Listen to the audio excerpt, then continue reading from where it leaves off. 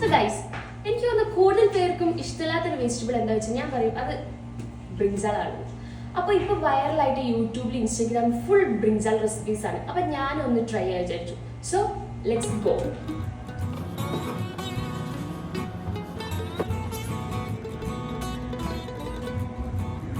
So first തന്നെ നമ്മൾ brinjal cut ചെയ്യാം.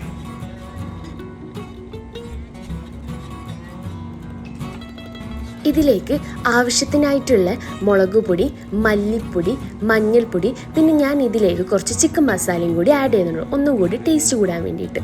ഇതിലേക്ക് ഞാൻ ആവശ്യത്തിനുള്ള ഉപ്പും പിന്നെ കുറച്ച് വെളിച്ചെണ്ണയും ആഡ് ചെയ്തു. അതിലേക്ക് കുറച്ച് വെള്ളം കൂടി ആഡ് ചെയ്ത് നല്ലോണം മിക്സ് ചെയ്തു, ഒരു പേസ്റ്റ് പോലെ മിക്സ് ചെയ്തെടുത്തു.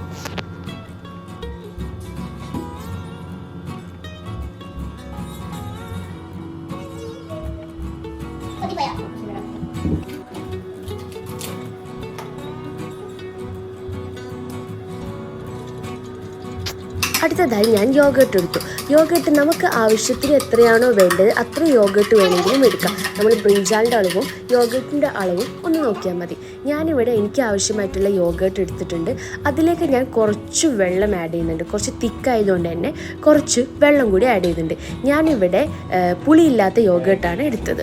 അതിനുശേഷം അതിലേക്ക് കുറച്ച് ഉപ്പും പിന്നെ ഞാൻ കുറച്ച് കുരുമുളകും ആഡ് ചെയ്തു, ഒന്നും കൂടി സ്പൈസി ആവാൻ വേണ്ടിയിട്ട്.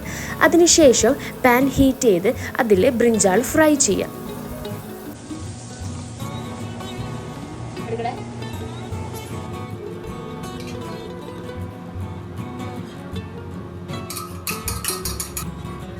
ഇനി ഈ യോഗേർട്ട് ഈ ബ്രിഞ്ചാളിലേക്ക് ഒഴിച്ചു കൊടുക്കുക, നല്ലോണം ഒന്ന് മിക്സ് ചെയ്യുക. അങ്ങനെ ആവുമ്പം ഈ ബ്രിഞ്ചാളിൽ സ്പൈസിയൊക്കെ യോഗേർട്ടുമായിട്ടൊന്ന് ഈക്വൽ ആവും.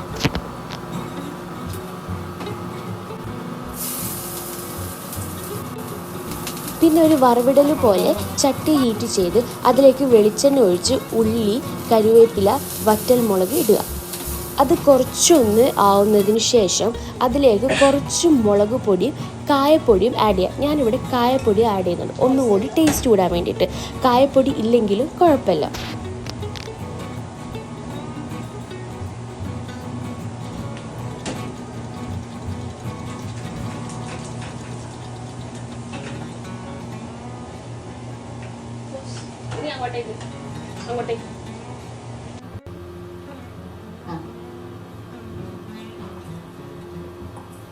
അതിനുശേഷം ചട്ടി ഓഫാക്കുന്നു.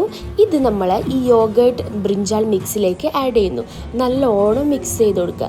ട്രസ്റ്റ് മീ ഗൈസ്, അടിപൊളിയാന്ന് വെച്ചാൽ ചോറിന് ഭയങ്കര ടേസ്റ്റാണ്. ഇതും ചോറും മാത്രം മതി, നമുക്ക് എത്ര ചോറ് വേണമെങ്കിലും കഴിച്ചു തീർക്കാം, അത്രയ്ക്ക് ടേസ്റ്റാണ്. ഭയങ്കര സിമ്പിളായിട്ടുള്ള റെസിപ്പിയാണ്.